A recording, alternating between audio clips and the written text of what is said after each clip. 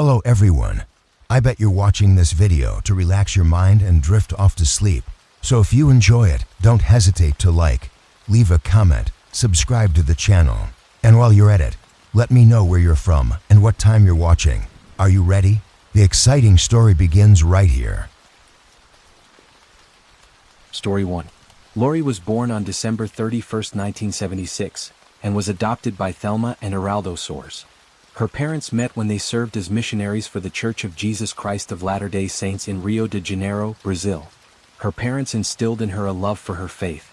After her parents separated, Lori and her mother moved to Orem, Utah, 40 miles south of Salt Lake City.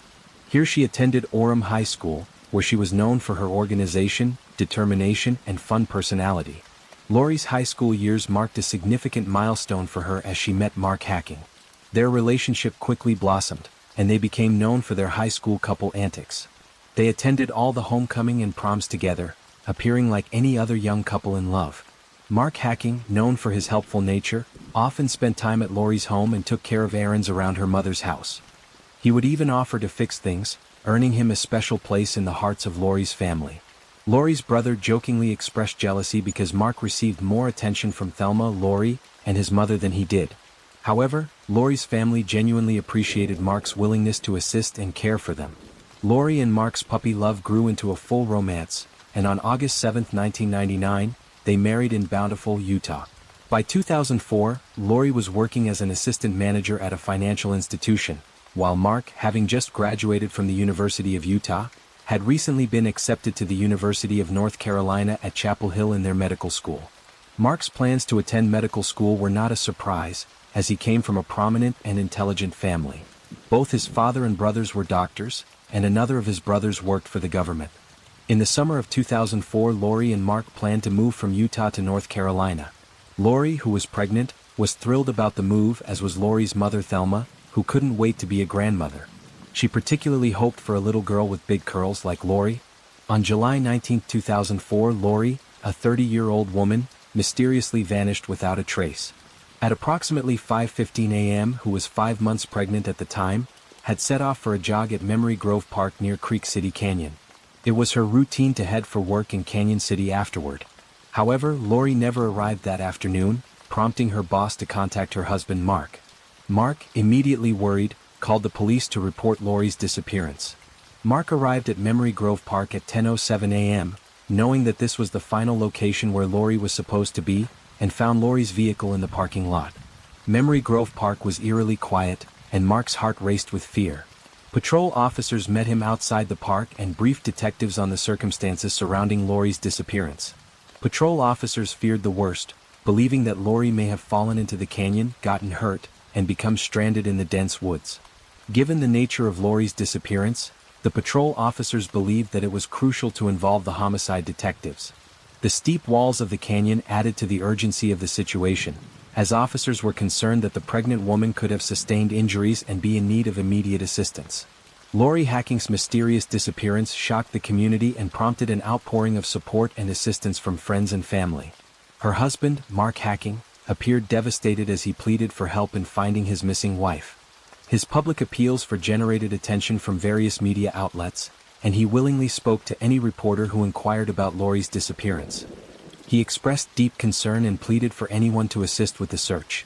Officers with the Salt Lake City Police Department, actively investigating the matter, called for a large-scale search effort at Memory Grove Park. They requested the assistance of at least 3,000 volunteers who would be willing to come out and help look for Lori or any evidence that she may have been there. The involvement of Mark's LDS Church played a crucial role in the case. Many members of the congregation rallied around the young couple, offering their support and assistance. Their presence at the search site strengthened and encouraged Mark, who was facing immense pressure as the investigation unfolded. Numerous homes lined the walkway leading to Memory Grove Park, where Lori was allegedly last seen. The officers conducted a thorough canvass of area, seeking information from anyone who might have seen or heard anything suspicious. Lori was easily recognizable with her distinctive bushy dark curls, and the officers believed her appearance would stand out to the residents. Their hopes were briefly dashed when one woman told police that she had seen Lori near Memory Grove that morning. However, this woman later withdrew her claim. As the search for Lori continued, the Salt Lake City Police Department set up a command post near the park's entrance. Mark's brothers arrived at the scene, as did Lori's mother. One of Mark's brothers suggested checking out a homeless encampment in the canyon, expressing his concerns regarding the involvement of these individuals in Lori's disappearance. The detectives recognized the importance of considering all possibilities and acknowledged the need to investigate the homeless encampment. They knew that unraveling the truth would not be easy, and every detail needed to be examined carefully. When detectives arrived at the home of Mark Hacking and Lori Hacking, they were already aware that, in most cases when an individual goes missing, their partner usually commits the crime. In addition, the detectives considered the possibility that Lori was involved romantically with another person, and that this involvement may have contributed to her disappearance. The detectives requested permission from Mark to enter their apartment and obtain a photograph of Lori for their missing person flyer. Mark agreed, and the detectives were allowed to enter the apartment. Once inside, the detectives asked Mark if they could conduct a cursory look around the premises. Once again, Mark gave his consent. During the search, one of the detectives noticed a red purse in the residence. This purse belonged to Lori, and inside they found her wallet with identification and credit cards. The detectives wondered why Lori would have gone to Memory Grove Park for exercise and left her car parked near the entrance to the park but not taken her bag with her. Further, the detective observed a large bouquet on the kitchen counter, leading her to believe that Mark bought these flowers for Lori as an apology. The detective noticed this pattern in marriages, where husbands bought large bouquets to express remorse. This discovery sparked her curiosity, and she wondered if there were underlying issues with Mark and Lori's marriage. Upon entering the bathroom, the detective observed that it appeared spotless and had recently been scrubbed clean. The room reeked of bleach, indicating that the space had recently been cleaned with disinfectant. This discovery piqued the detective's interest, as it suggested that someone had taken great care to erase any trace of evidence. Moving on to the bedroom, the detective observed a new set of sheets on the bed. They were still brand new, with noticeable creases and no indication of having been washed. As she glanced into Lori's jewelry box, the detective noticed Lori's wedding band, which seemed unusual. The detective wondered why a happily married woman would not wear her wedding band. Although the evidence was circumstantial, the detective began forming a theory about Mark's involvement in Lori's disappearance. Each piece of evidence presented in the investigation seemed insignificant on its own. However, when combined, these items painted a disturbing picture. Lori's absence raised red flags, and suspicions began to mount against her husband, Mark. As the search for Lori intensified, various law enforcement agencies joined forces to try and locate the missing woman. K-9 units were deployed to search Memory Grove Park, using their keen sense of smell to comb through the dense undergrowth. Officers on horseback and bikes ventured into the steep canyon, diligently navigating the challenging terrain. Choppers equipped with state-of-the-art cameras and sensors soared overhead, providing a panoramic view of the park from above. Lori's disappearance had a profound impact on her family, including her in-laws. Douglas Hacking, Mark's father, spoke out to the media, sharing his unwavering belief that Lori had been abducted. He stated that the family did not entertain the notion that Lori had run away, as they knew she was a responsible and devoted person. The entire family was deeply worried and concerned about her well-being, leaving no one untouched by their anguish. Mark Hacking met with a detective at the police department for an interview. The detective posed questions regarding the state of his marriage, and Mark assured the detective that everything was fine. However, considering the mounting evidence and the suspicions surrounding him, his claims seemed suspicious. According to Mark, he and Lori were packing their belongings to move to North Carolina, where he would soon be starting medical school. This revelation piqued the interest of the detective, who couldn't help but be intrigued. The detective, curious about Mark's chosen specialty, asked Mark what his area of expertise was going to be. To the detective's surprise, Mark replied that he would be specializing in oncology. Seeking further insight into Mark's credibility, the detective decided to test his knowledge. She asked Mark how to spell the word oncology. However, Mark was unable to provide the correct answer. As they continued the interview, the detective observed Mark's behavior closely. Although Mark appeared to be crying, she never witnessed tears coming from his eyes. This discrepancy raised suspicions, leading the detective to believe Mark was putting on a show. Deep down, the detective had a gut feeling that something bad had happened to Lori, and Mark was responsible. However, she sincerely hoped Lori could still be alive, waiting to be rescued. The detectives approached Mark and requested permission to search his red truck. As they meticulously combed through the vehicle, Mark stood right alongside them. On the seat, the detective discovered a receipt for a mattress company dated the same day that Lori went missing. This discovery raised several questions for the detective. Why did Mark, whose pregnant wife had vanished, purchase a shiny new mattress on the same day? However, as the detective prepared to question Mark about the receipt, he noticed that the witness had mysteriously disappeared. Determined to uncover more evidence, the detective returned to Mark's apartment. This time, the detective requested Mark's signature on an official consent form, permitting them to conduct a more extensive search. Mark agreed, allowing the detectives to enter his house. Once inside, the detective confronted Mark with the receipt they had found in his possession. They noticed a particular sight as they confronted him: a new mattress on Mark and Lori's bed. However, the box spring did not match the mattress. The prints and the colors of each item were noticeably different, raising suspicions among the detectives. This discovery served as a catalyst for further questioning. The detective confronted Mark with the unusual circumstance and questioned him about the mattress. They observed that the mattress and the box spring did not match, leading them to believe that it may have been purchased recently. Mark's reaction indicated that the detective had hit a nerve. As the detectives continued their search of Mark and Lori's apartment, they stumbled upon a discovery that raised suspicion. On the nightstand next to Mark's bed, they discovered several knives. Upon closer examination, the detectives noticed that one of the knives had been hidden in a sheath. Upon removing the knife, they noticed red stains on the blade, which they believed were human blood. However, when questioned, Mark claimed that he used the knife for hunting purposes. The discovery of the knife prompted the detectives to discontinue the consensual search of the residence and call in a crime scene investigator team. They began working diligently to obtain a search warrant, as they firmly believed something sinister had occurred inside Lori's home. While investigating the premises, the detectives made another intriguing observation. In the parking lot, the detectives noticed a dumpster. Upon peering inside, they discovered that it was empty. However, at the bottom of the dumpster, the detectives spotted a package for bedsheets, 2 pillows, and packing for a mattress. This discovery further fueled their suspicions. Their investigation led them to believe that Mark had killed Lori and disposed of her body in a dumpster.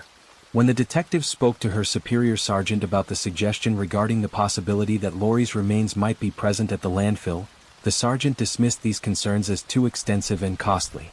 However, as the sergeant was driving home, he stopped by the LDS church that Mark and Lori had attended. He noticed a dumpster in the parking lot, which caught his attention. Upon closer examination, the sergeant discovered that the mattress inside the dumpster had the pillow top cut off, matching the description of the box spring in Lori and Mark Hacking's home. The discovery made by the sergeant confirmed that the detective's initial suggestion was valid and that Lori's body was likely located at the landfill.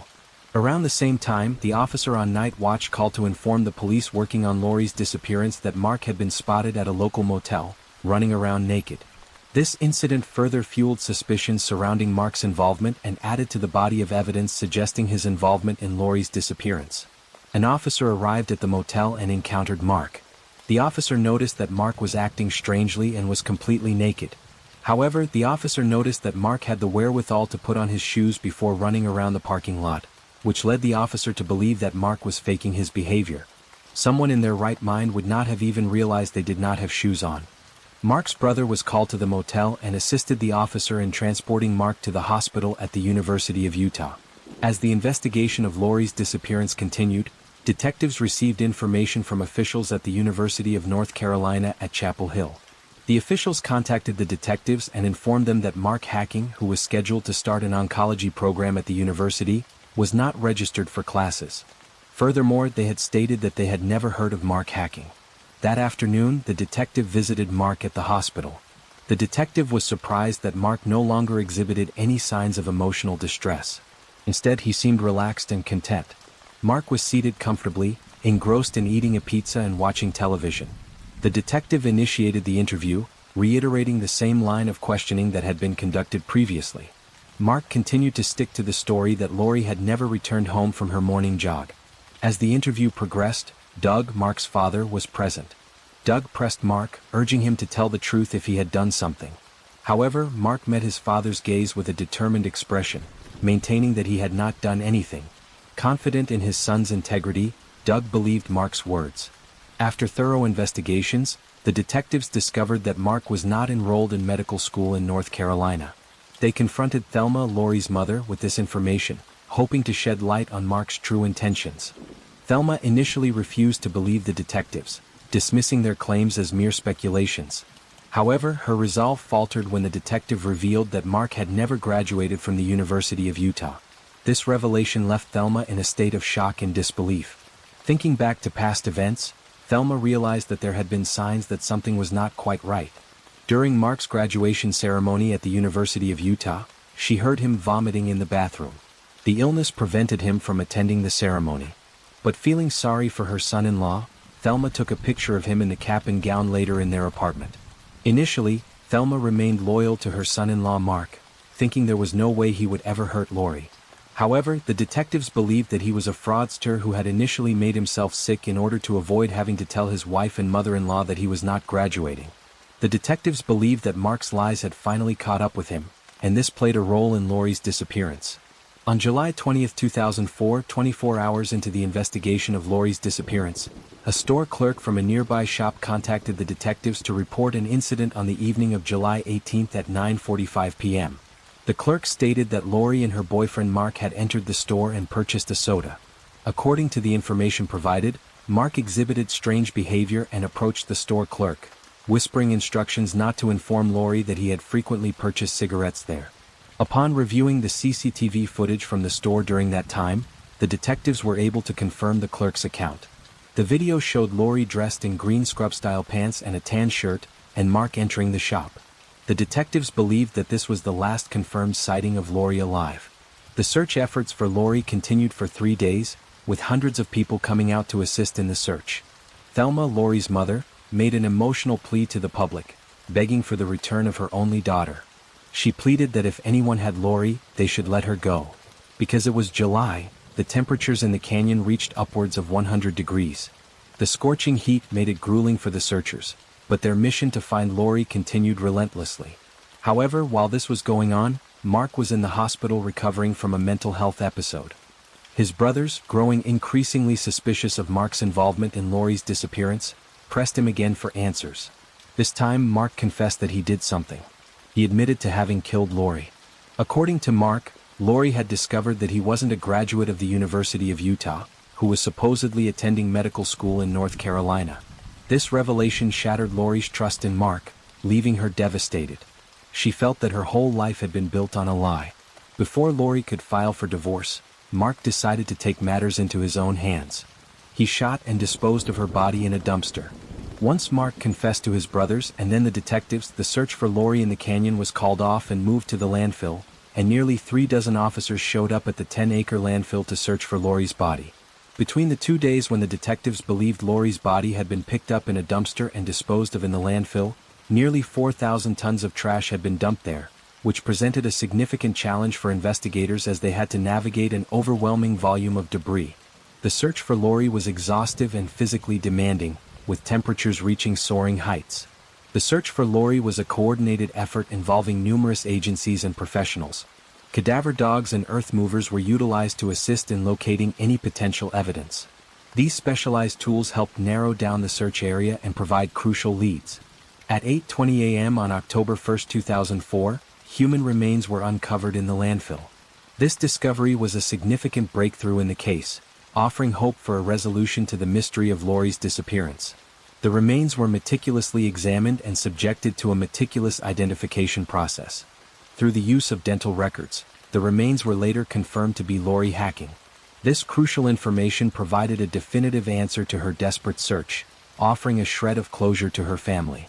In April 2005, Mark Hacking, Lori's husband, pleaded guilty to first-degree murder. Mark was sentenced to 6 years to life in prison on June 6, 2005. The Utah State Board of Pardons subsequently announced that Mark would be ineligible for parole until 2035.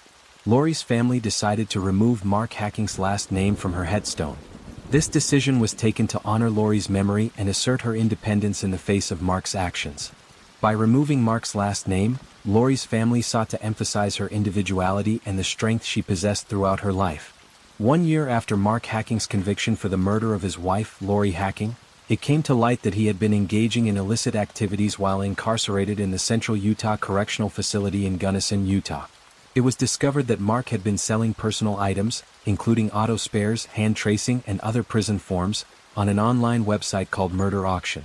According to prison officials, Mark initially denied the allegations, but upon further investigation, he agreed to cease his online sales activity. This discovery has sparked outrage and renewed concern about the integrity of prison systems. Story 2.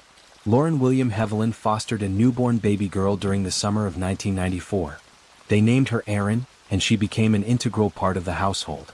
From the moment she entered their lives, Lauren William showered her with affection, ensuring she received the same love and care as their biological children. Over the years, Erin developed a strong bond with her foster sisters. They formed a tight-knit family unit, supporting and encouraging each other. The Hevelins saw something special in Erin and knew that she belonged with them. When Erin turned 3 years old, Lauren William made the momentous decision to adopt her. They recognized the unique bond they had formed and wanted to make sure that Erin had a stable and loving home in which to grow up. The adoption process was finalized, and Erin officially became a Hevelin. Growing up, Erin was a shy and reserved girl. She often found it difficult to express herself and connect with others on a social and emotional level. However, she had one passion that brought her comfort: horses. Erin discovered a love of horses at a young age. She had a natural connection with animals, and knew riding them allowed her to be her true self. The East Tennessee Riding Club became a haven for Erin, where she could escape daily life's pressures and expectations. At the riding club, Erin found a sense of belonging and camaraderie.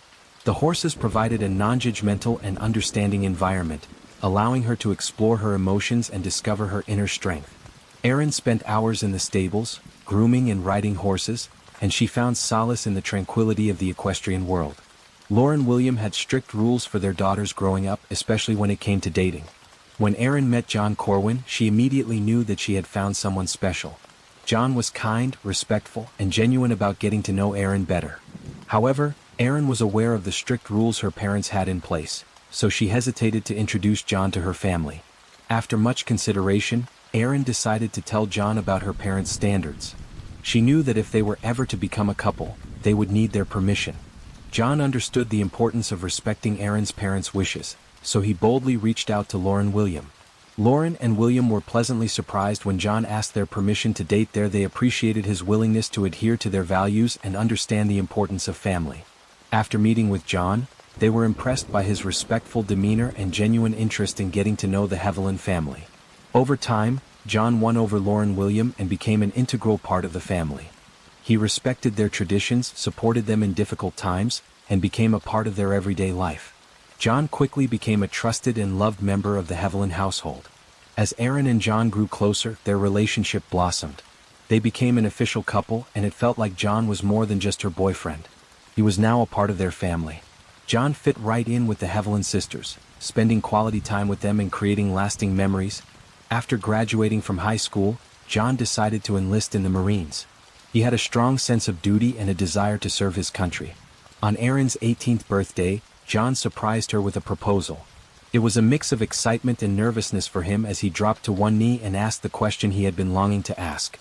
Erin's face lit up with joy as she excitedly yelled yes. Lauren William were overjoyed for their daughter. They believed in the strength of their relationship and knew that John was Erin's right choice. However, they also understood the sacrifices and challenges that came with being a military spouse. They worried for their daughter, knowing there would be times where she would be apart from her family, and they would miss her dearly. Erin and John married in Las Vegas after the Marine Corps Ball. After John had completed basic Marine training, he was assigned to the 29 Palms Marine Base in the Mojave Desert in California. In 2013, while attending the base, Erin and John found out they were expecting their first child. Unfortunately, just a few months later, they lost the baby. The news hit Erin and John hard, but was especially difficult for Erin. During this time, John did his best to support and comfort her. Despite the setback, Erin was determined to expand their family and told John she was ready to try again when it was safe.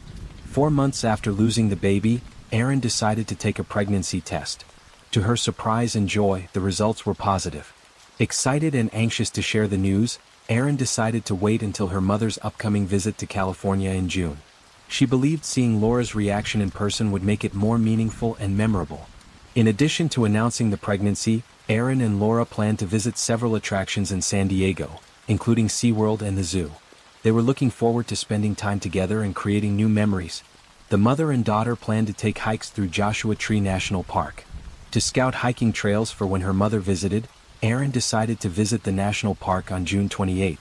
Before she left, she said goodbye to her husband John and said, "I love you." John expected Erin to be home by late afternoon, but as time went on, she failed to return. John became increasingly worried as hours passed without any word from his wife. He called over 50 times, but his phone went unanswered. The following morning on June 29, John called Laura, Erin's mother, at her home in Tennessee. He explained to Laura that Erin had never come home the previous day. Laura was initially concerned for her daughter's well-being, especially due to her pregnancy and the heat. She feared that Erin had gotten lost in the park and worried because she wasn't sure how much water Erin had brought with her. John contacted the San Bernardino County Sheriff's Department to report his missing pregnant wife. He informed the authorities about Erin's last known whereabouts and requested their assistance locating her. The detective assigned to Erin's case was contemplating whether Erin had driven to Tennessee to visit her mother. However, Laura adamantly denied the possibility, stating that Erin had an intense dislike for driving, had a terrible sense of direction, and was too excited about Laura visiting her in California in their planned trip to SeaWorld. In an effort to find Erin, John and his marine friends headed to Joshua Tree National Park. Joshua Tree Park is an over 800,000-acre expanse of rugged terrain and open desert, which presented significant challenges for the search. Moreover, the end of June brought scorching temperatures, making the search even more difficult. As the detective investigated Erin's disappearance, he delved into the state of Erin and John's marriage. On the surface, they appeared to be the perfect American couple, but the detective soon discovered that appearances can be deceiving. The truth was that Erin and John's marriage had been strained since Erin lost their baby. After losing their child, Erin's mental health took a severe downturn. She spiraled into a deep depression that affected every aspect of her life, including her relationship with John. Further investigation uncovered that Erin and John were facing financial strain in their marriage. The detective learned that the couple was struggling with accumulated debt. This economic strain undoubtedly contributed to the tension in their relationship. During the investigation, the detective learned that Erin had formed a close bond with Chris and Nicole Lee. Chris, like John, was also a Marine, which initially brought them together. However, more than just their shared military background connected the couples. Erin and Nicole shared a passion for horses, bringing them closer. Nicole Lee introduced Erin to White Rock Horse Ranch Rescue, about 45 minutes from their military base in 29 Palms. The ranch provided an opportunity for Erin to escape her troubles and find solace in the peaceful surroundings. As Erin's relationship with John deteriorated, she began to grow even closer to Chris. The detective discovered that Chris, who had recently returned from Afghanistan, also faced his struggles and demons. This shared experience of loss, coupled with the emotional connection they had formed through horses, created a unique bond between them. Erin's love for Chris and Nicole's 6-year-old daughter Liberty also played a crucial role in their relationship. She often babysat the little girl, providing her with a loving and nurturing environment, further cementing Erin's connection with Chris and his family. Erin and Chris would spend hours working at the horse ranch together, and at first it seemed harmless. However, as time passed, Erin and Chris began to give off a romantic vibe, which caught the attention of Nicole, Chris's wife, and she approached John, Erin's husband, to inform him that she had seen signs of an affair between Erin and Chris. John was devastated to learn that Erin had been unfaithful to him. Despite feeling betrayed, John remained committed to his marriage with Erin. He realized he loved her deeply and wanted to find a way to make things work. As a result, Erin ended her relationship with Chris and reconciled with John. However, further investigation into Erin's disappearance revealed a different story. Detectives discovered that Erin and Chris were still in a romantic relationship. This information came from a close friend of Erin's named Jessica. According to Jessica, on the day Erin disappeared, she had informed her about a special trip she planned to take with Chris. Erin told Jessica that she didn't know what Chris was planning. Jessica informed detectives that Erin dropped hints suggesting that Chris might be proposing, even though she was already married and pregnant with John's child. However, the most shocking revelation came when Jessica divulged that Erin had expressed uncertainty regarding the identity of the biological father of her unborn baby. This revelation shattered John's heart, and the situation was exacerbated when detectives informed him of Erin's plan to meet Chris the day she disappeared. The news left John in a state of sadness, knowing that he was now being eyed as a potential suspect in Erin's disappearance. John adamantly denied having any involvement in her disappearance, maintaining his innocence. On June 28, the day Aaron went missing, a woman driving near the entrance to Joshua Tree Park noticed a car parked on the side of the road. As she drove in the opposite direction, she noticed the car was still there. This woman became suspicious and decided to take action. She took several photos of the vehicle, hoping to document any potential evidence.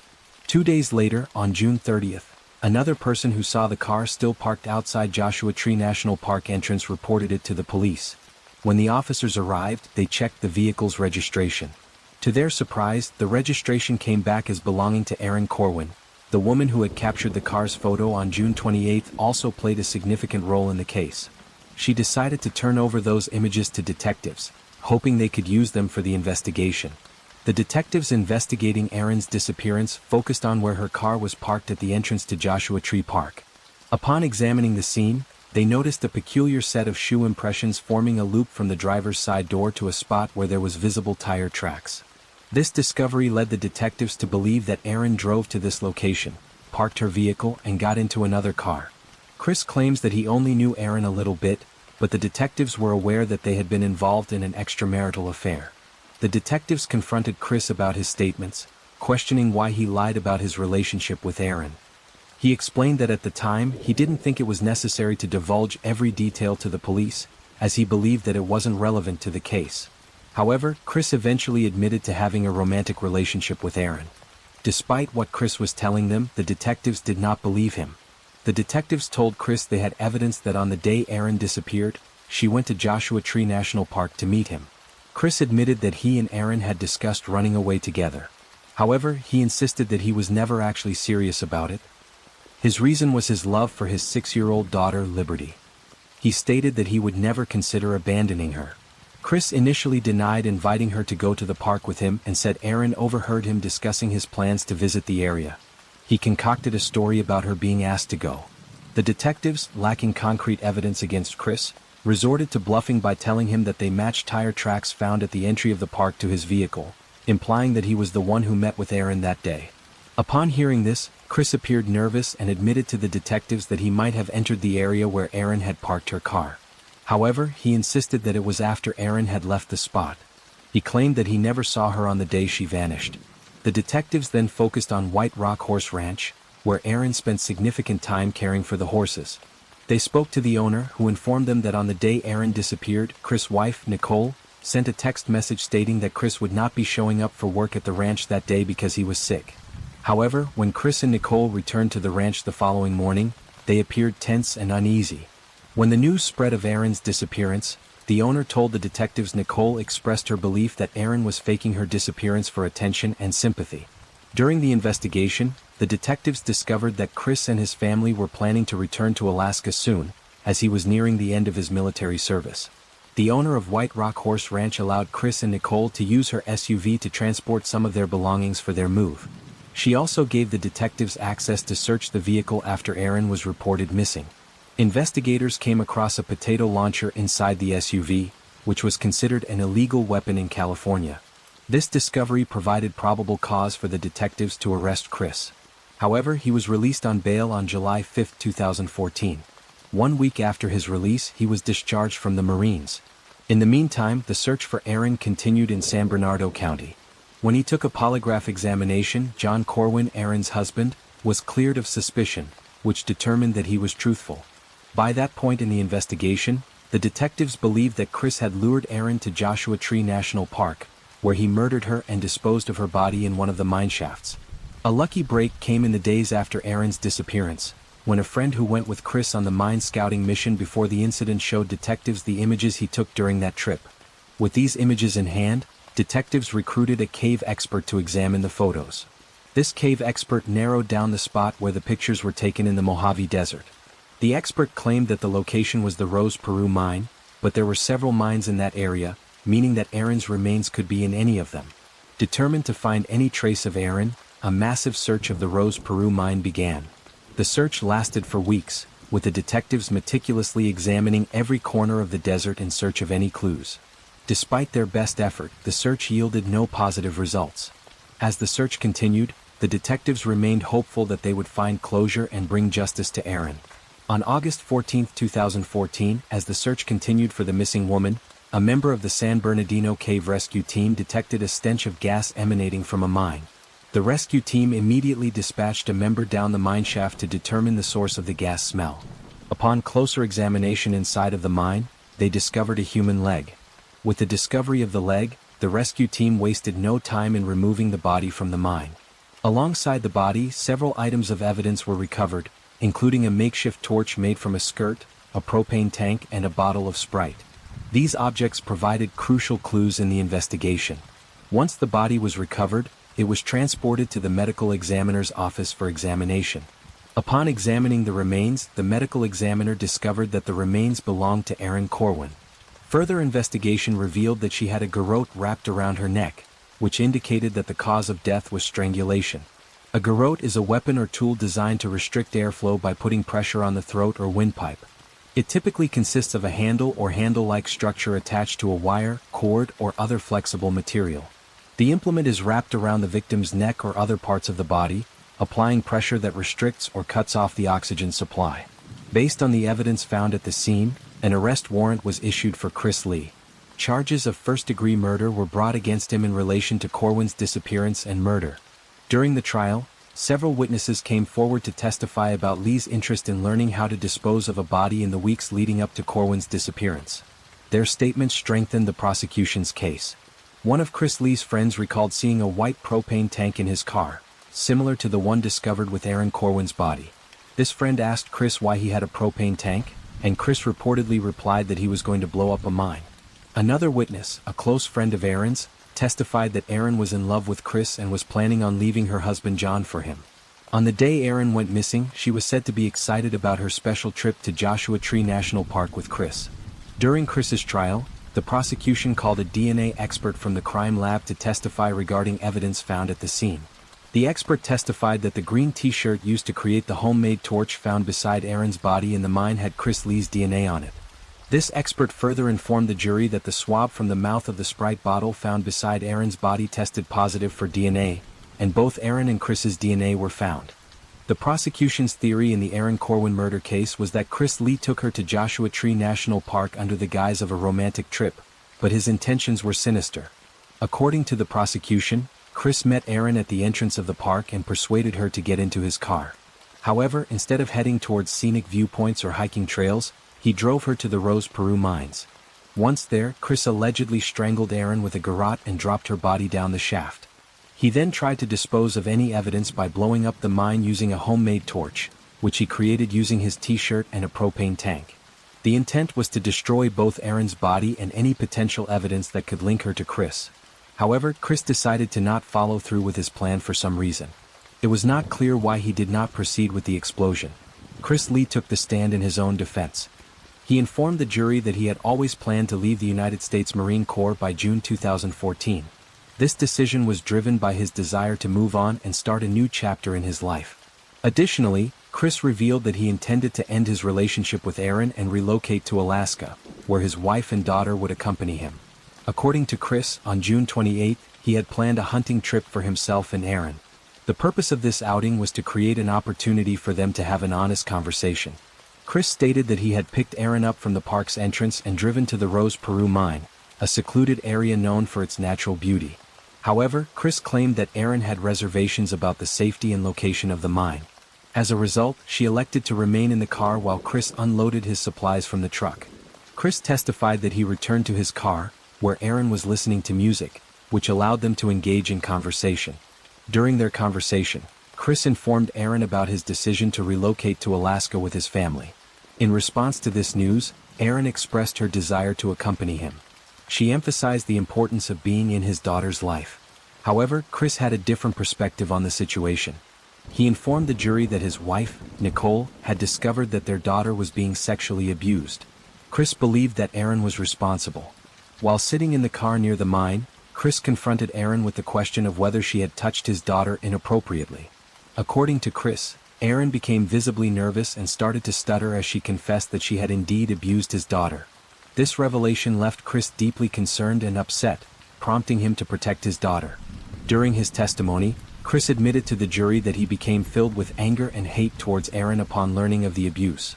Driven by his concern for his daughter's well-being, He testified that he got out of his truck and searched for his garrote, a strangulation device. Driven by his intention to punish Erin for hurting his daughter, he strangled her to death.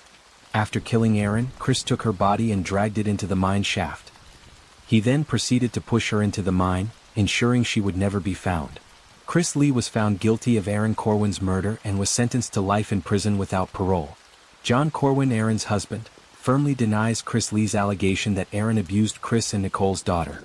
The detectives and prosecutor involved in investigating Erin's case have also expressed their disgust at Chris's claims, stating that everyone who knew Erin knew she was incapable of harming that little girl. Story 3. In the desolate countryside of Iowa, a chilling tale of murder unfolded. A once promising farmer, Todd Mollis, found himself at the center of a chilling crime. The Red Barn, once a place of tranquility, now held the darkest secrets. As the story developed, the detectives discovered a web of secrets, lies, and a twisted mind. Todd, a meticulous planner, carefully plotted his wife's demise, using the unassuming corn rake as his silent accomplice. 38-year-old Amy Mollis was a vibrant woman and a former nurse who cherished her role as a mother to her 3 children. She was married to Todd Mollis, the owner of a successful hog farm in the area.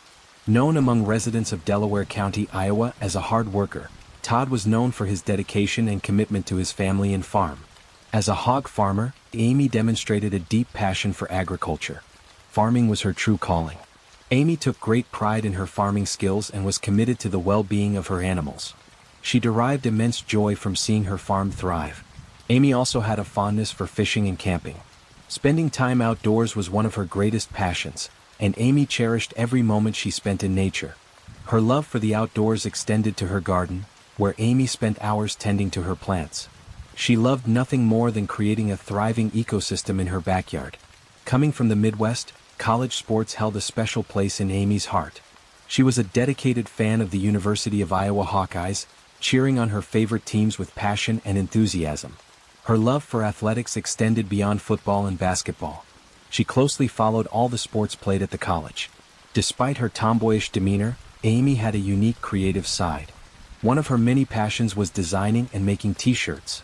Whether she designed t-shirts for herself, her friends, and her family, or created custom designs for clients, Amy's creativity shone through in each unique t-shirt she crafted. November 10, 2018 was a chilly day on the Mollis hog farm, and it should have been just like any other day. However, this day took a tragic turn when Todd Mollis called 911 as he raced his truck to the hospital with his injured wife, Amy, in the back of the pickup. Amy and Todd's son Tristan sat beside Amy, holding her in his arms. According to Todd, he found Amy non-responsive and not breathing in the barn on their farm. The dispatcher instructed Todd to pull the truck over to the side of the road and perform CPR on Amy. Todd could be heard heavily breathing as he followed the instructions. With each compression, Todd counted aloud with the dispatcher. Unfortunately, Amy Mollis passed away at the hospital, the same hospital where Amy had once been a nurse, dedicated to saving lives. It was a heartbreaking irony that she was now receiving care there, but unable to be saved. Farm accidents are not uncommon in Delaware County, Iowa, and the consequences can be devastating. Unfortunately, many accidents result in death, and emergency room doctors are all too familiar with the gruesome aftermath. From overturned tractors to farmers suffocating in grain bins, these tragedies are all too common. However, the injuries suffered by Amy during a recent visit to the emergency room did not appear to be the result of an accident. Instead, the doctors noticed that something was amiss. The medical examiner's examination of Amy's body revealed a shocking discovery. There were 6 puncture wounds on her back, yet the corn rake that Amy's husband, Todd, claimed he pulled out of her back had only 4 tines. It seemed unlikely that Amy had fallen on the fork not once, but twice, with such force that it pierced her body. This information raised suspicions, and the medical examiner determined Amy's manner of death as a homicide. With this information, an investigation was launched to determine who had committed this heinous crime. Todd Mollis, who found Amy's body, was the first person detectives wanted to speak with. Todd, being Amy's husband, held immense importance in unraveling the truth behind her murder. Todd and his son Tristan made a claim during their initial interview with the police. They stated that they were working in a barn located approximately 100 yards away from a red shed, where Todd would later discover the body of his wife Amy. However, Tristan insisted that his father Todd was with him the entire time in the barn. This claim sparked suspicion among the detectives, who began to question the possibility of an intruder sneaking into the farm and killing Amy. Their investigation led them to consider if an intruder had indeed entered the property and used the corn rake found inside the red shed to carry out the murder. If that was the case, then what motive could an intruder have to want Amy dead? The detectives learned that Amy and Todd's relationship wasn't all sunshine, rainbows, and blissful farm life. During Amy and Todd's marriage, Amy had an extramarital affair in 2013, and in 2018, Amy started to see a local farm manager, Jerry Frazier. After the detectives learned about Amy's indiscretion, they wondered if one of her lovers could have been involved in her murder. However, Jerry's cell records cleared him as a suspect in Amy's murder. They showed he was 45 miles away from the farm where Amy died. As the detectives continued their investigation into the murder of Amy, they uncovered important information about her marriage to Todd. Amy's friend and family revealed that she often expressed unhappiness in her relationship with Todd, but he would not let her go. They stated that Todd begged Amy to stay, but at the same time he did not trust her and constantly monitored her activities. To delve deeper into Amy's life and uncover any potential motives for her murder, the detectives invited Todd to the police station for questioning. They conducted the interview in an interrogation room to better understand their marriage over the past 5 years. Todd assured the detectives that things between him and Amy had been pretty tight, with a few ups and downs like any couple. However, the detectives were aware of Amy's affair with Jerry Frazier. Messages on Amy's phone indicated that she felt Todd was onto her and suspected that he knew about the affair. The detectives discovered that Amy had been actively making plans to leave Todd, including filing for divorce and making plans to move out. If Amy had successfully ended her relationship with Todd, she would have been entitled to a significant amount of money, which the detective believed could have been a motive for Todd to murder her. Todd continued to deny that he killed Amy. During the 2-hour interrogation, he insisted that Amy had fallen on the corn rake despite evidence to the contrary. The detective determined to elicit a confession from Todd, mentioning Amy's affair with Jerry Frazier. However, Todd denied having any knowledge of this affair. Despite the denials, the detective continued to press Todd, suggesting that Todd feared Amy leaving him and gaining custody of the children as well as ownership of the farm. Todd maintained his innocence throughout, sticking to his story that Amy's death was an accident. Because of the lack of conclusive evidence to hold Todd, the detectives ended the interview with him still a free man. When the detectives questioned Amy and Todd Mollis' neighbors, they learned that Todd could sometimes be inhumane to the animals on his farm. These incidents would occur in front of the raising concerns about Todd's behavior. One of the neighbors described Todd as scary, which added to the detectives' suspicions. Further investigation revealed that many people who had been close to Todd in the past had cut him out of their lives. The detectives discovered that 5 years after Amy's first affair, the couple sought counseling in an attempt to fix their marriage. Amy quit her job at the hospital where she was a nurse, according to Todd. He claimed she did this to spend more time with him and their children. However, Amy's friends have a different story to tell. They claim that the couple made a deal, under the terms of which Amy agreed to stop working outside of the home. Todd told her that she needed to remain on the farm with him, where he could keep a watch on her. Todd's reason for monitoring Amy's every move stems from his mistrust of her. He believed that Amy betrayed their trust in their marriage, compelling him to surveil her constantly. According to those who knew Amy and Todd, Todd never truly trusted Amy again. This lack of trust created a suffocating environment for Amy, who began feeling trapped within the confines of her own home. Amy confided in her friends that Todd had an approved friend list for her, and he timed her exits and returns to ensure she didn't have any stops in between. Amy expressed to her confidants that she felt like a captive in her marriage, unable to break free from her husband's control. Although Todd claimed to have an alibi, the detectives were skeptical of his story. Todd and his son Tristan maintained that Todd had been 100 yards away from Amy at the time of the murder. However, the detectives were concerned about the strong bond between Todd and his son, fearing that Todd could potentially coach his children in a way that benefited his case. Compounding their concerns, the detectives discovered security cameras around the farm. However, none of the cameras were functioning during the time of Amy's murder. This info raised suspicions, as the recordings resumed functioning shortly after the incident. Todd continued to maintain that Amy's death in the barn was a freak accident. He claimed that she had an operation several days earlier, which left her unsteady on her feet, and that she could have tripped or gotten dizzy, leading her to fall on the corn rake. Despite Todd's claims of innocence, the detectives continued to investigate and gather evidence, focusing on any potential links between Todd and Amy's death. The detectives eventually discovered crucial evidence on electronic devices seized from Amy and Todd's home. They found a series of disturbing searches through their access to Todd's iPad. Todd's iPad revealed Google searches for topics such as what did the Aztecs do with cheating spouses, placement of the organs in the body, 16 facts about cheating women, once a cheater, always a cheater, did ancient cultures kill adulterers, thrill of the kill, killing unfaithful women, and punishment is 18 months for killing a cheating wife. These searches raised suspicions and cast doubt on Todd's claim that Amy's death was purely accidental. The content of the searches, particularly those related to cheating spouses and murder, suggested a sinister motive behind Amy's death. Further, the detectives found the timing of these search engine results suspicious, as they started when Amy started her affair with Jerry. With those incriminating Google searches, the detectives made their way to Todd Mollis' farm. Upon entering the barn, they located Todd inside. The detective asked him to step outside where they could talk. Once Todd complied, the detective informed him that they had an arrest warrant for him on charges of first-degree murder in relation to Amy's death. Todd was arrested and taken into custody, where he pled not guilty and was subsequently held behind bars until his trial in 2019. During his time in prison, Todd gained a surprising amount of support and followers. A large portion of his supporters were women, who formed a Facebook group dedicated to sharing their thoughts and promoting his innocence. The group became a platform where members discussed Todd's situation, voicing their belief in his innocence and advocating for his release. As Todd's trial unfolded, the courtroom was packed with his and Amy's loved ones. The gallery was divided, with Todd's family and friends sitting on one side of the courtroom and Amy's loved ones on the other. There was a palpable tension in the air that could be cut with a knife as the emotions ran high on both sides. In his opening statements, Todd's defense attorneys put forth the argument that he was a dedicated husband and father while claiming that Amy had been engaging in a sexual affair with Jerry Frazier behind Todd's back. The defense team came prepared with a surprise, abruptly changing their position and stating that Amy did not die accidentally, but was murdered with a corn rake in the barn. However, they maintained that it was not Todd who killed her.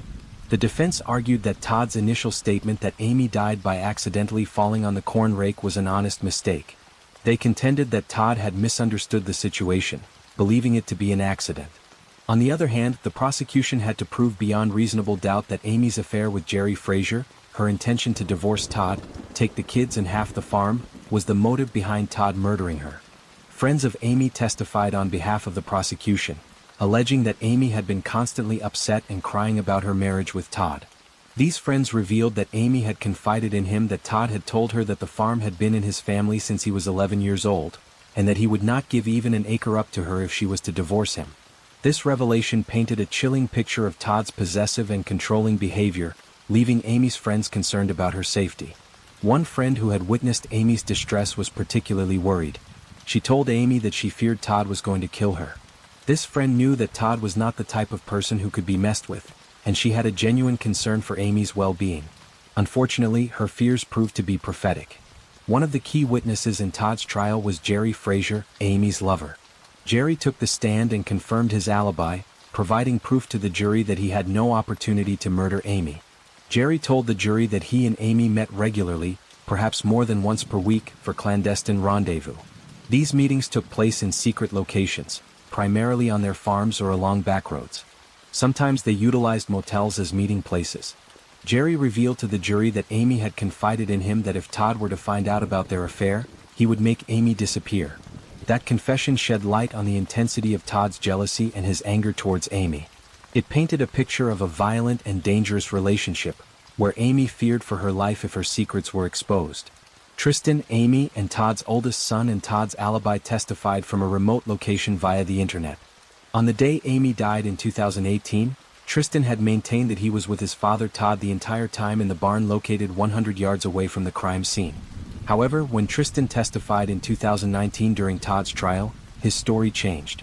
Instead of asserting that his father was with him the entire day, Tristan claimed that he had gone inside the house to get water while Todd remained alone in the barn.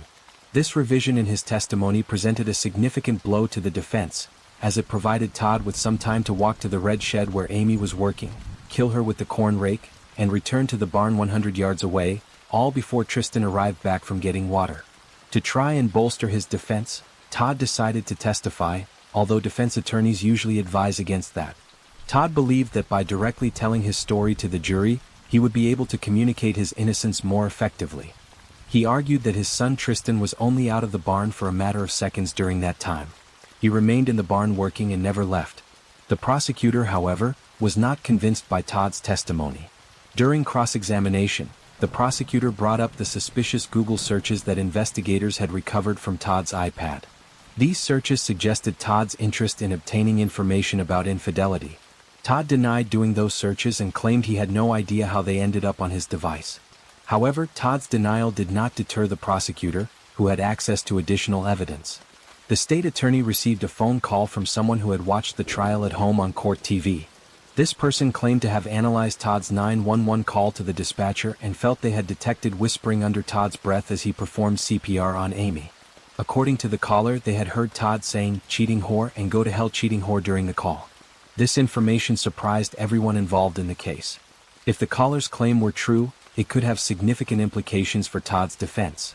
The prosecutor would now have to consider this new evidence and its potential impact on the case. The prosecution confronted Todd with the alleged whispers on the 911 call and asked him about it, but Todd claimed he did not remember what he was whispering under his breath during that time. Despite Todd's denial, the prosecution was certain that he was uttering those awful things to Amy as she was dying. Their reasoning was on the belief that Todd, the person who murdered Amy, was furious with her for cheating on him with Jerry Frazier. At the end of the trial, the jury found Todd guilty. According to the jurors who spoke 48 hours after the trial, during deliberations, they explored various scenarios in an attempt to make sense of Todd Mollis' peculiar behavior on the day Amy died. However, they were unable to establish a plausible explanation for his actions. One perplexing aspect was Todd's decision to remove the corn rake from Amy's back. This action raised doubt about his motives and intentions. The jurors could not understand why he would remove the rake, pick her up, place her in his pickup truck, and then drive her to the hospital before calling 911. It seemed to the jurors that Todd's actions were driven by a desire to quickly remove Amy from the farm and take her away from the crime scene. Furthermore, the jurors believed Todd did not do himself any favors when he testified in his defense. They found him cold and detached, displaying little emotions even when discussing his deceased wife and children. This lack of emotional connection further fueled speculation about his guilt. What sealed Todd's fate with a guilty verdict for murdering his wife Amy was the incriminating internet searches he made. According to the jurors, these search results were pivotal in proving that Todd's actions were premeditated and driven by a desire to carry out a cold-blooded murder. The jurors believed that Todd's internet searches, which delved into disturbing information regarding cheating spouses and killing, were significant evidence against him. These searches, according to the jurors, painted a picture of a calculated and deliberate attempt to gain information about murder rather than a crime of passion where Todd was overcome with jealousy during a fight with Amy regarding her affair with Jerry Frazier. Todd's sentencing hearing was delayed due to the COVID-19 pandemic. During this period, Todd hired a new defense attorney who filed a motion seeking to dismiss the conviction based on prosecutorial misconduct. However, the judge dismissed this motion, and Todd was subsequently sentenced to life in prison without the possibility of parole.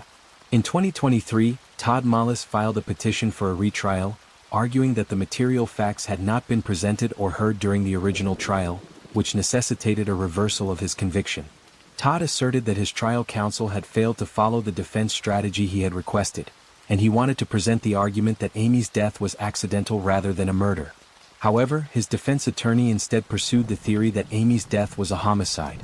The Todd Mollis case is a chilling and tragic tale of love, betrayal, and ultimately murder. Todd's actions were driven by jealousy and a desire to control his wife.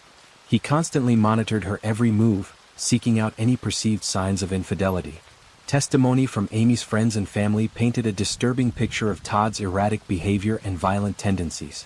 In conclusion, Amy Mollis' murder serves as a compelling reminder of the darkness that can lurk behind closed doors. The dedication and determination of law enforcement, coupled with the power of evidence, allowed justice to be served.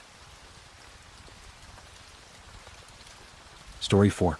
Drew Peterson was born and raised in Bolingbrook, a suburb of Chicago, Illinois. After high school, Drew enlisted in the United States Army, and in 1977, joined the Bolingbrook Police Department. Over the years, Drew made a name for himself in the department, eventually reaching the rank of sergeant. Upon joining the police force, Drew was assigned to various units, including the Metro Area Narcotics Squad. His dedication and skill in this field earned him recognition from his superiors, as he was awarded the Police Officer of the Year award in 1978. Drew's passion for being a police officer was evident throughout his career. His colleagues described him as a cop's cop who enjoyed working closely with his fellow officers, and dedicated his life to serving and protecting the community. In 2007, at 53, he retired from the Bolingbrook Police Department, leaving behind a successful career and a lucrative pension of nearly $80,000 a year. Although Drew had a passion for law and order, being a police officer in the military in Bolingbrook, he also had a knack for attracting women. As a young man, Drew met his first wife, Carol Brown, in high school, and married her in 1974. However, their marriage did not stand the test of time, and they divorced only 6 years later after Carol discovered Drew's infidelity. Before separating, Drew and Carol had 2 children, Stephen and Eric. In 1982, Drew met his second wife, Vicki Connolly, and married her. Their marriage, however, did not fare any better, and they divorced 10 years later in 1992. Drew met Kathleen Savio on a blind date, and the pair married in 2004. They had 2 children together, Thomas and Christopher. Initially, Drew was attentive and doting on Kate, always showering her with hugs and kisses and telling her how beautiful she was. However, as Drew and Kathleen's relationship progressed, his behavior towards her began to change. He started calling her ugly and a nutcase, according to Kathleen's friends and family. Around the same time Drew started to change towards his wife Kathleen, Drew met Stacy Kales, a 17-year-old working the night shift at a local hotel. Stacy, who had faced a forbidding upbringing, had lost 2 siblings before she turned 15, and in 1998 her mother disappeared. To Stacy, Drew brought a sense of stability and protection. With permission from Stacy's father, they started dating. Despite Drew being in a relationship with teenage Stacy, he was still married to Kathleen. One day, Kathleen received an anonymous letter stating that she was the laughingstock of the town because her husband, Drew, was sleeping with a teenager. Kathleen was stunned, and she decided to confront Drew about the allegation. To her surprise, Drew did not deny having a 17-year-old girlfriend. Instead, he and Kathleen began discussing the possibility of getting a divorce after 9 years of marriage and 2 children. Due to their marital issues, Drew moved out of the home he shared with Kathleen. On the other hand, Stacy moved into Drew's new house, only a few blocks from Kathleen's. Shortly after Stacy and Drew moved in together, Stacy discovered she was pregnant. Determined to marry Stacy and embark on a new chapter in his life, Drew approached Kathleen for a divorce. After some deliberation, Kathleen agreed to sign the divorce papers, but only on one condition, that they would discuss the financial arrangements at a later time. On October 7, 2003, Drew and Kathleen's divorce was finalized. Just 2 weeks later, on October 23, Drew and Stacy exchanged vows in an intimate ceremony, marking the beginning of a new chapter in their lives. Drew seemed to revel in showing his hot young wife off to his former wife, often taking Stacy on bike rides past Kathleen's home, seemingly to remind her that he had chosen Stacy over her. The relationship between Drew and Kathleen continued to deteriorate. Between 2002 and 2004, there were several instances where the police were called to Kathleen's home to resolve issues between the two. These issues often revolved around custody and visitation matters related to their sons. On March 1, 2004, Kathleen Savio was found dead in her bathtub in the master bedroom suite of her home. The circumstances surrounding her death were deeply suspicious. However, Kathleen's death was ruled an accident by drowning, despite the absence of water in the tub. A coroner's jury decided this verdict based on the evidence presented, which included a statement by a police officer who vouched for Drew's character. The officer assured the jury that Drew was a good man and would never harm Kathleen. After Kathleen's death, Stacy Peterson and Drew had another child together. Apart from raising her 2 young children, Stacy also helped Drew with his and Kathleen's sons. However, things took a tragic turn in 2007 when Stacy went missing on Sunday, October 28. Stacy had planned to assist her brother in painting her new apartment in Joliet, Illinois that day. However, she never showed up, causing concern among her family. When Stacy's brother reached out to her, he failed to receive an answer. This behavior was unusual. Stacy was known to never shut off her phone and always carried it. As the day progressed, without any contact from Stacy, her family reported her missing to the Illinois State Police. An investigation was immediately launched into the disappearance, and the detectives began questioning Stacy's husband, Drew. The detectives sought to gather any information that could help them locate Stacy. According to Drew, the last time he saw Stacy was on Sunday, October 27, when he woke up to find her telling him she was heading to her brother's house to assist with a painting project. Drew claimed that he fell back asleep and was awakened by his children a while later. At approximately 9 p.m. that night, Drew asserted that Stacy called and informed him that she had left him for another man. She also stated that she had parked her car at the airport. In the months before Stacy's disappearance, Drew claimed that she had become increasingly distraught after the death of her beloved sister from cancer several months earlier. Stacy's behavior seemed to change during this time, which led Drew to believe that she had developed mental health issues. However, inconsistencies in Drew's account raised suspicion among Stacy's loved ones. Stacy's family and friends did not believe his claim that Stacy had left their children behind and fled with another man. In their hearts, they knew that she would never willingly abandon her children. Further, they believed that Stacy's distress was a natural response to the loss of her sister, rather than a sign of mental illness. As the investigation progressed, it became increasingly challenging for the detectives to make sense of what happened to Stacy. Everyone hoped that the young mother would resurface, bringing closure to a heartbreaking situation. After Stacy's disappearance, Drew took a leave of absence from the Bolingbrook Police Department.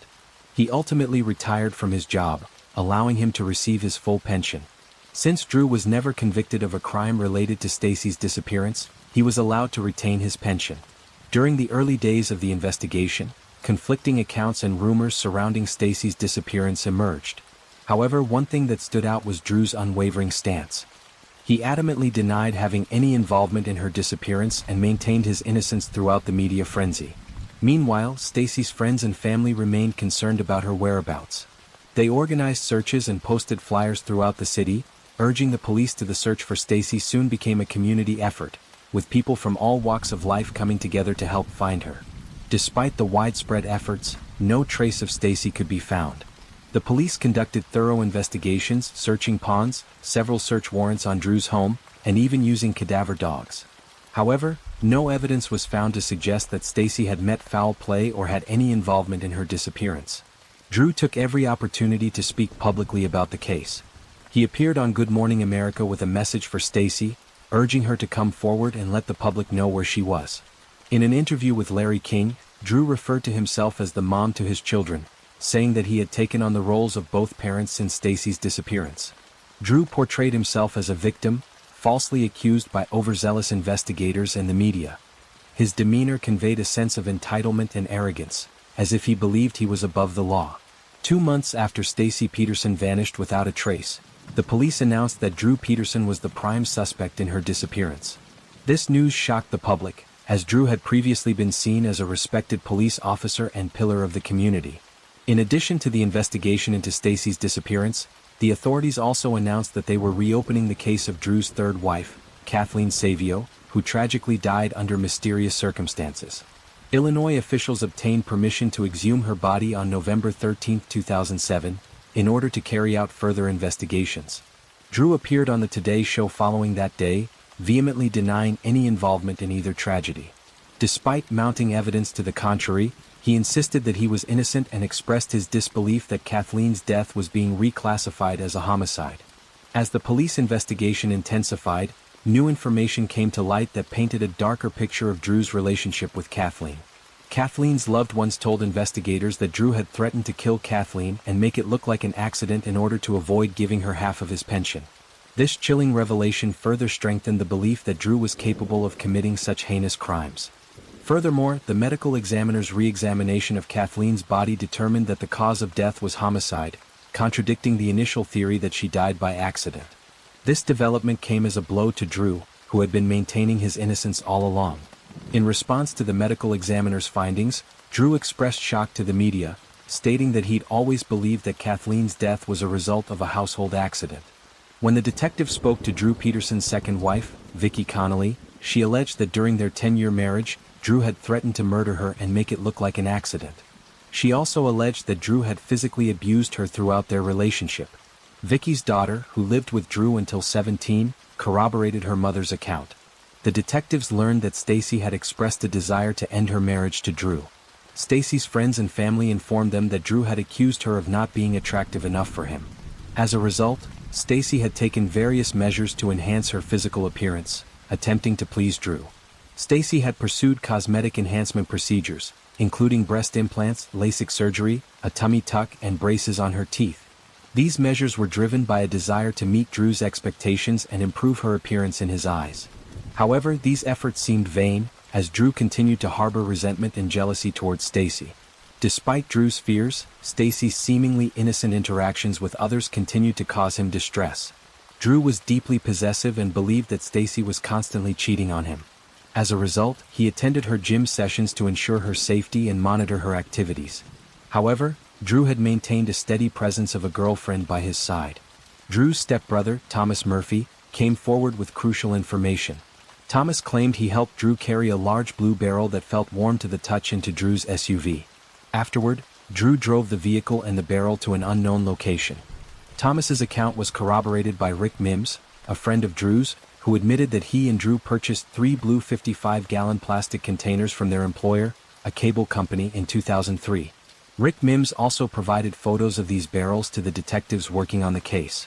However, Drew's attorney cast doubt on the reliability of Thomas's testimony, arguing that he had a history of substance abuse and that, at the time of Stacy's disappearance, he and Drew were not even close. Stacy's sister, Cassandra, believed that it was crucial to have Drew Peterson take a lie detector test regarding his alleged involvement in Stacy's disappearance. However, her request was denied by his attorney. The attorney's decision to prevent Drew from undergoing a lie detector test further fueled speculation and suspicion regarding his involvement in the case. As time passed and Stacy Peterson remained missing, Drew Peterson became increasingly arrogant and self-absorbed. His ego grew exponentially, even going as far as to hire a publicist to manage his public image. In December 2008, over 1 year after Stacy's disappearance, Drew became engaged to a 24-year-old Christina Rains. She would have been his 5th wife. The relationship between Drew and Christina was unconventional, to say the least. Christina openly declared her love for Drew on national television, stating that they had a fantastic time together and she believed he had done nothing wrong regarding his 3rd wife's murder and his 4th wife's disappearance. Their appearance on the Today Show further fueled speculation and intrigue. Christina reaffirmed her support for Drew and spoke of how happy she was to be by his side. She dismissed any concerns about his legal troubles and portrayed their relationship as a genuine and loving partnership. Drew and Christina eventually broke up, leading to public accusations that their engagement was merely a publicity stunt designed to keep Drew's name in the media. Christina herself would later admit to viewing their engagement as a publicity ploy. The dissolution of their relationship provided further insight into the nature of their relationship. It highlighted Drew's narcissistic tendencies and willing to manipulate public perception for his gain. On May 7, 2009, Drew Peterson was indicted by a grand jury and arrested and charged with the murder of Kathleen Savio, his then-wife. His bail was set at $20 million. Despite his arrest, Drew maintained his innocence and joked about the situation, acting nonchalantly. Drew hired a powerful team of attorneys to defend him, who referred to themselves as the Dream Team. In 2012, Peterson went on trial for the murder of Kathleen. According to the prosecution, Peterson murdered his ex-wife and then placed her body in a bathtub after she died. The timing of Kathleen's death was suspicious, as it occurred during the midst of a divorce settlement process. Kathleen was set to receive half of Peterson's pension as part of the settlement. The prosecutor presented evidence to the jury, highlighting the time of Kathleen's death and its significance in the divorce proceedings. They argued that Drew's actions were motivated by greed and a desire to retain control over his assets. Although hearsay statements are ordinarily not allowed in trials, the unique circumstances surrounding Kathleen Savio's death allowed a pastor to testify that he had consulted with Drew and his wife, Stacy, during their marriage. On one occasion, shortly before Stacy went missing, they met for coffee. During that conversation with the pastor, Casey confided in the pastor that the weekend Kathleen Savio died, Drew came home dressed in black and dumped women's clothing into the washing machine. Stacy further disclosed to the pastor that Drew had confessed to murdering Kathleen by hitting her in the head with a police baton and then arranging her body in the bathtub. Stacy added that Drew had told her she would need to lie to the police when they came by to question them. Stacy's statements to the pastor were admissible in court, as the judge determined they were an exception to the hearsay rule. The circumstances of Kathleen's death, combined with the pastor's testimony regarding Stacy's confession, ultimately led to Drew's conviction for Kathleen's murder. He was sentenced to 38 years in prison. During Drew's sentencing hearing, the courtroom was filled with tension and anticipation. Unable to contain himself any longer, Drew erupted into a tirade that lasted well over half an hour. Drew's anger was directed towards the prosecutor, Jim Glasgow. He unleashed a barrage of insults and accusations, blaming the prosecutor for everything that had gone wrong with his life. This tirade continued unabated as Drew vented his frustrations and anger. He painted a dark picture of Jim Glasgow, accusing him of manipulation, corruption, and dishonesty. Drew seemed to believe that Jim Glasgow was solely responsible for his current situation, and he vented his frustrations with every word. After Peterson's conviction, his hefty pension was suspended. While held in Menard Prison in South Illinois, Peter appealed his conviction. However, these efforts have not yielded any favorable results so far. The appellate court upheld Drew's conviction.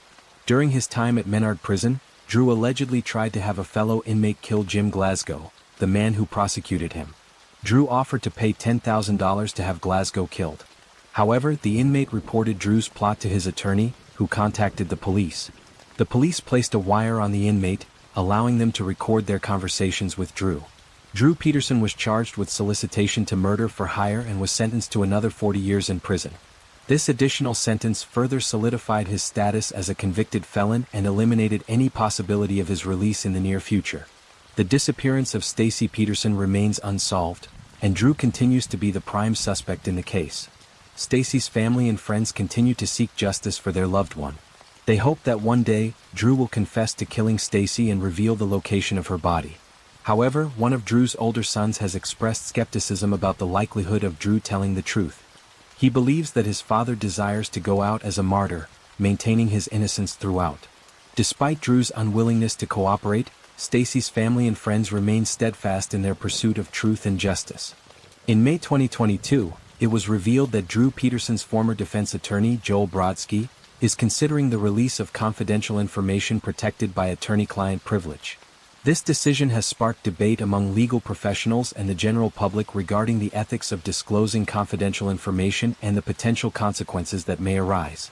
Stacy's sister Cassandra has expressed frustration about the possibility that Joel Brodsky may face legal consequences for revealing sensitive information. However, Cassandra has made it clear that she stands by Joel Brodsky and supports his actions if he decides to come forward with any information regarding Stacy's disappearance. Joel Brodsky is under a continuing gag order not to disclose anything Drew Peterson shared with him confidentially. It is not clear if Joel Brodsky actually knows any information about the whereabouts of Stacy Peterson, although he has claimed that he does. Joel Brodsky has stated, "This potential disclosure of confidential information raises ethical and legal concerns." The attorney-client privilege is intended to protect the confidentiality of communications between an attorney and their client. Any breach of this privilege could have serious consequences for Joel Brodsky and Drew Peterson. Cassandra, Stacy's sister, refuses to lose hope in the quest for finding her sister's remains. Despite the passage of years since Stacy's disappearance, Cassandra remains determined to uncover the truth and bring closure to her family. Recently, she embarked on a groundbreaking expedition with an innovative device, utilizing a remote-operated vehicle equipped with sonar technology. Cassandra delved deep into the murky waters of an Illinois canal. In a groundbreaking development, Cassandra claims she has made a significant discovery. According to Court TV, a still image from video captured by the aforementioned remote-operated vehicle seems to indicate a skull and several bones submerged beneath the canal's surface. The Illinois State Police, who were overseeing the investigation into Stacy's disappearance, have issued an official statement regarding the matter. Acknowledging the importance of every credible and viable lead, they assert that their agents are diligently following up on leads.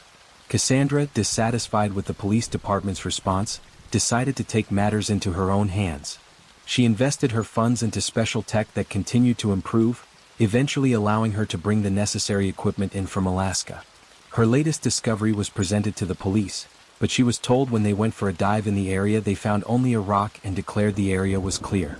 Despite the police's disinterest, Cassandra remains hopeful for the search for her sister's body. In an effort to raise funds to continue the search, Cassandra launched an online fundraiser to retrieve the remains from the bottom of the canal. According to Cassandra, her sole desire is for Stacy to find peace. She wants her sister to have a proper burial, allowing her loved ones to find closure and say goodbye. Story 5. Meeting the love of their life. Eloping and getting married is something that most teenage girls dream of. Caroline Crouch was no different. A young girl in high school, only 15 years old, was flattered by a financially well-off 27-year-old pilot who flew his helicopter over her school. Winning her heart, the two eloped and got married. But what seemed like the perfect fairy tale love story would soon turn into a murder that fooled the world. On Tuesday, May 11, 2021 at 4:30 a.m., a man named Haralambos Anapoulos, also known as Babas, was horrifically awakened from bed. At the time of the incident, he had rented a 2-story maisonette in the suburbs of Glyka, an area located on the outskirts of Athens, Greece. Babas didn't have much time to retaliate, as 3 men concealing their identity with hoods scuffled and overpowered him. They were armed with pistols and wasted no time in tying up Babas, and afterwards went on to blindfold him with duct tape. He couldn't do much, as the intruders then went after his wife, a 19-year-old girl named Caroline Krunchka. This entire incident woke up their 11-month-old daughter, who was sleeping nearby. The intruders, with Greek and Albanian accents, repeatedly asked where the money was. Caroline didn't know that what appeared to be a robbery would turn into her own murder. Caroline Krunchka was born to the retired engineer David Krunchka and Susan Della Costa on July 12, 2001 in Athens. When she was just 8 years old, the family relocated to the island of Alanissos, the place where she had grown up. They moved because both David and Susan had fallen in love with the coastal surroundings. From a very young age, Caroline embraced her beachside life. She was passionate about both scuba diving and swimming. She had met her future husband Babas during a Good Friday parade in 2017. At the time, Babas was a commercial helicopter pilot, and Caroline was only 15 years of age. 3 years later, both of them got married in Portugal on July 15, 2019.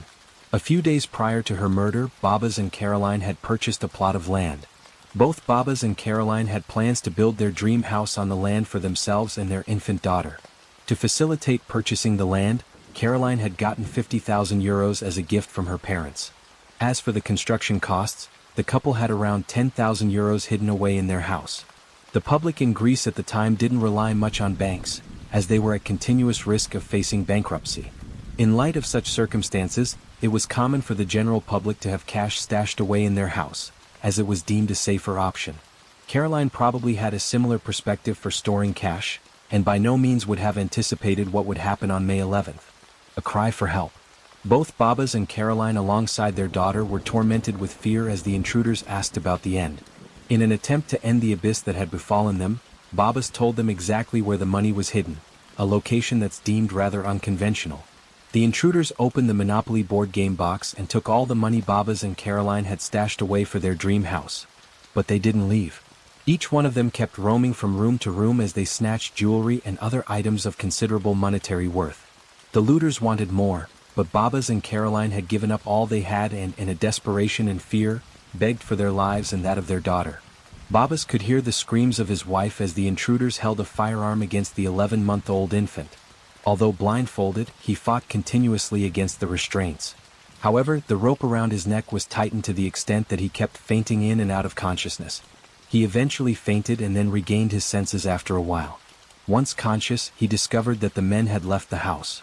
At the moment, the only thing he could hear were the painful cries of his infant daughter. In about 30 minutes or so, Babas was able to get close to his mobile phone and dial emergency services using his nose. As soon as the call connected, Babas cried out for help, asking emergency services to send an ambulance and give them his location. Given that he had duct tape around his mouth, the entire call was filled with muffled words. The operator on the other end asked Babas to explain what happened, but robbers came in was all he could say. An hour and a half had gone by since the intruders had broken into Babas and Caroline's residence. First responders arrived at the scene around 6 a.m., as they raced up the front steps to enter the house. What they saw can only be defined as horrific. Inside, the living space and kitchen had been completely destroyed. The drawers were open and empty, with clothing and other belongings scattered across the entire space. Among them was an open Monopoly box, the same box in which Babas and Caroline had hidden the money. First responders also found a security cam on the living room couch. It appeared as if it had been ripped off the walls. While the camera was lying on the couch, its memory card was missing. From the staircase hung the corpse of a white and brown husky puppy who had been strangled with her own leash. Babas was found on the floor of the main bedroom.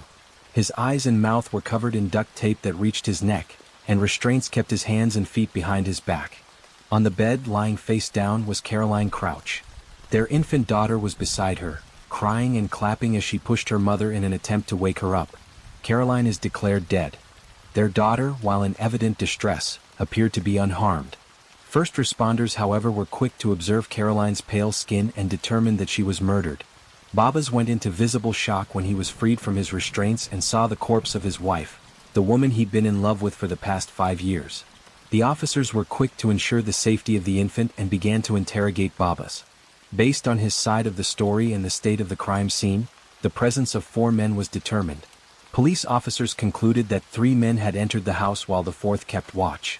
They interpreted the entire sequence of events up to the murder and escape as follows. 1. Intruders approached the house through a dirt road that led to its rear entrance. 2. They failed to break in through the rear door and then removed security pins off a basement window to enter the house. 3. After entering they murdered Roxy, the family's 7-month-old husky. The murder weapon, her own leash. 4. The 3 men then entered the main bedroom where Babas and Caroline were asleep. 5. Then they damaged the house and took the money out of the Monopoly box. 6. Before leaving, they murdered Caroline by smothering her with a pillow. 7. Since Babas was drifting in and out of consciousness, the intruders may have assumed he died and left, believing that they had left no witnesses behind.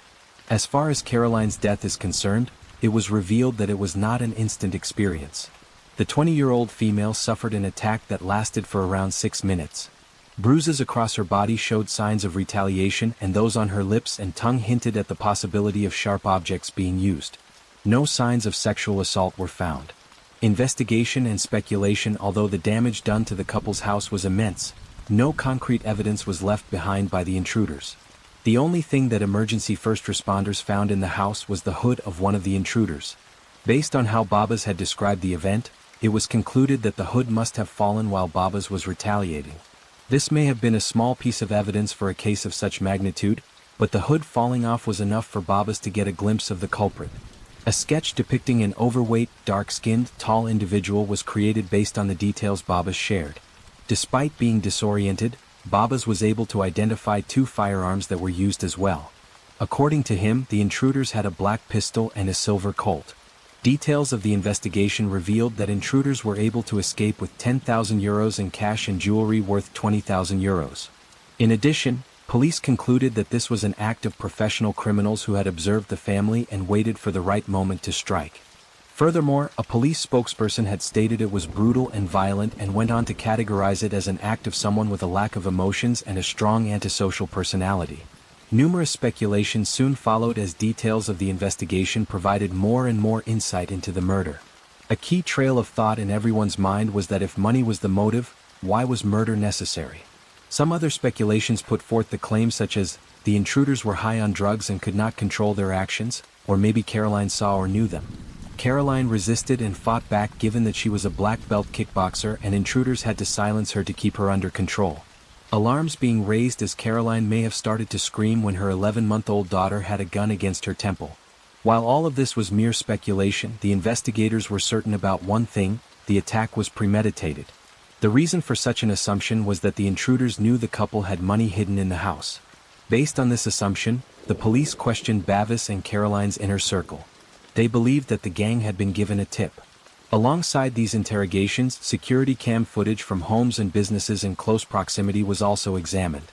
In the footage, the police identified a dark-colored vehicle, followed by a motorcycle that was cruising around the couple's house on the morning of the murder.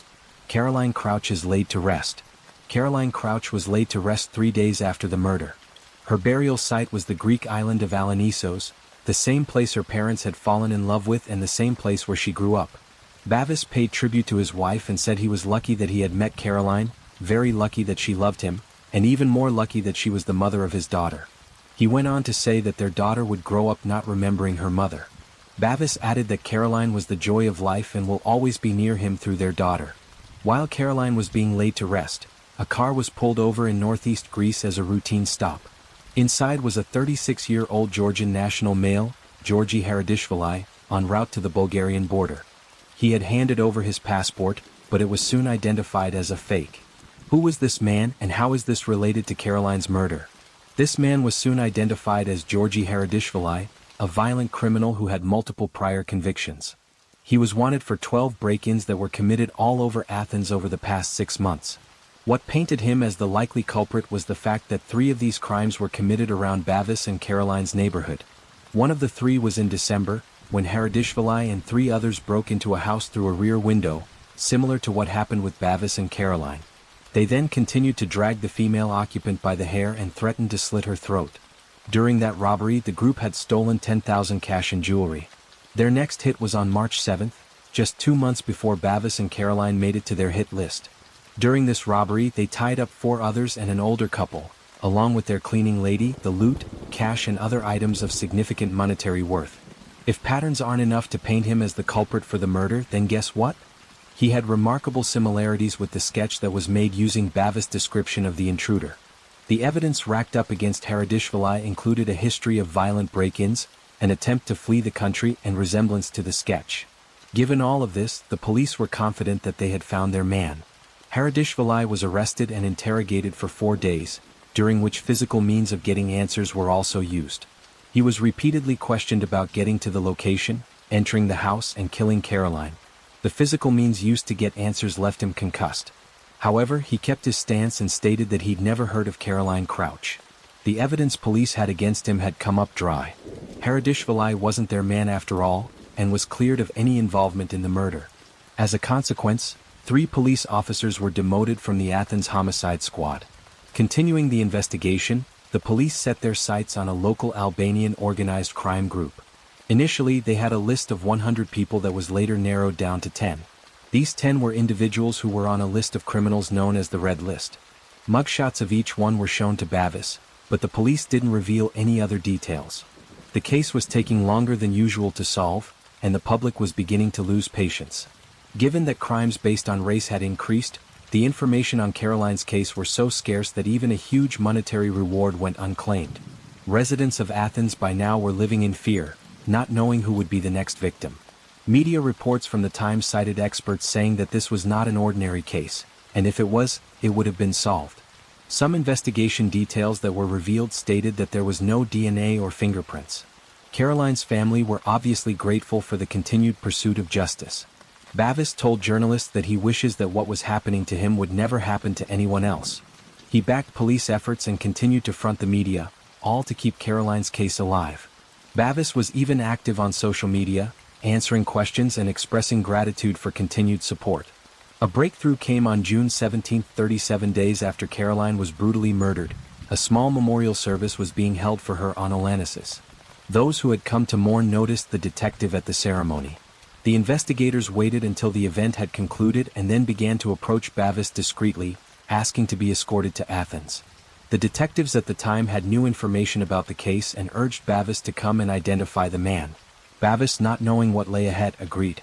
By this time, the investigators had followed up on quite a lot of leads and analyzed some key details the night on which Caroline was killed.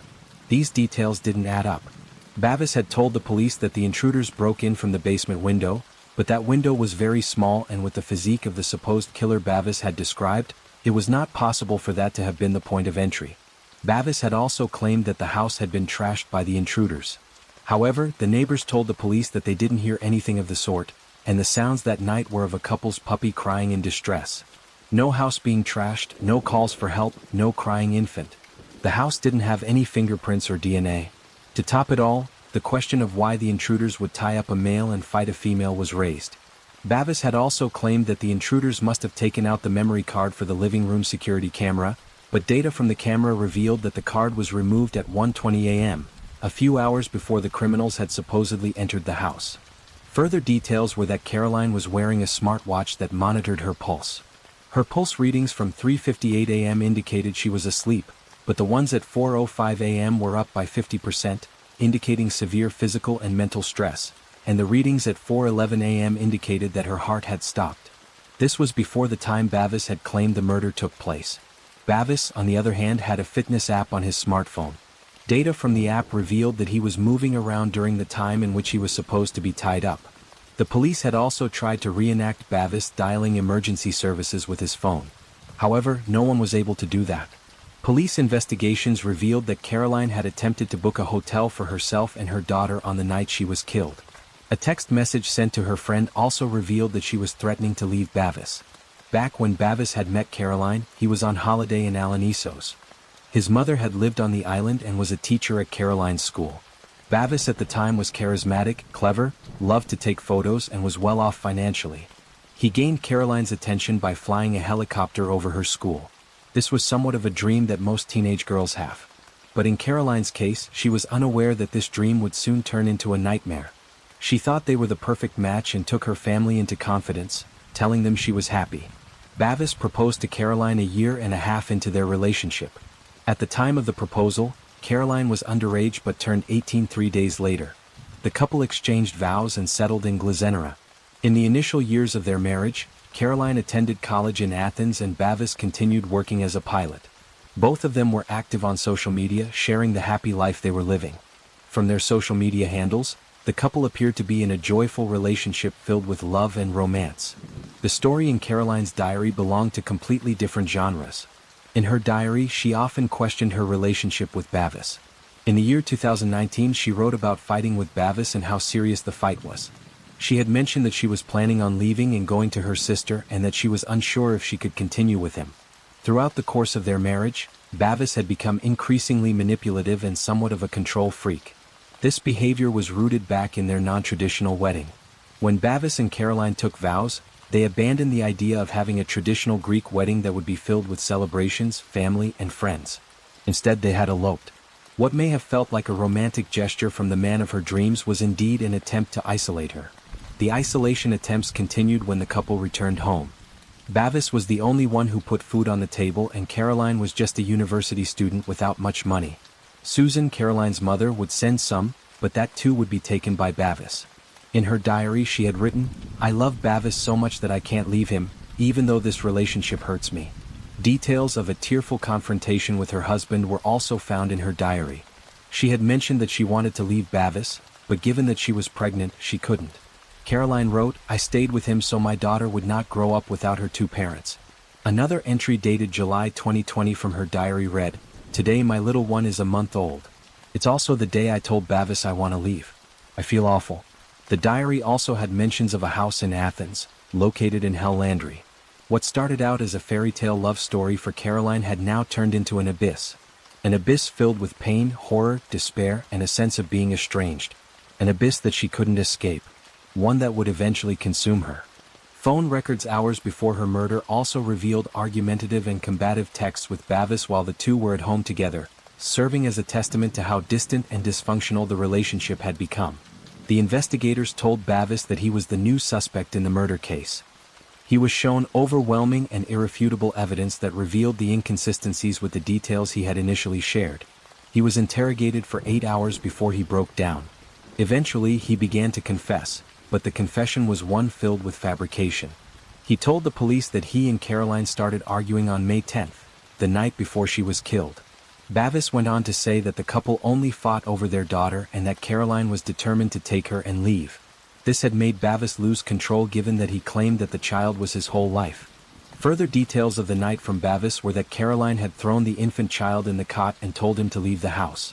He mentioned that Caroline was the one who resorted to physical abuse and had pushed him and punched him. Bavis added that because of this, his judgment became clouded. From this point onward, Bavis lashed out, strangled her, pressed a pillow on her face using his complete body weight and killed her. A cold-blooded murder in front of an 11-month-old child. He mentioned thinking about getting rid of the body but knew that that would not be possible. Soon after, the thought of framing someone else came to mind. He staged a home invasion, and to make it look real, he even killed Roxy, placed his own child next to the corpse of his wife, and continued by tying himself up with some rope and duct tape. He mentioned that he deserved to be punished and that he owed a big apology to everyone he'd hurt. While he believed that his actions were not justified, he tried to shift blame on Caroline, saying that he had become unstable and aggressive after the couple's one and only child. A child that would now have to grow up without her mother. A child who will never know who her mother was because she was brutally killed by the very man she once loved.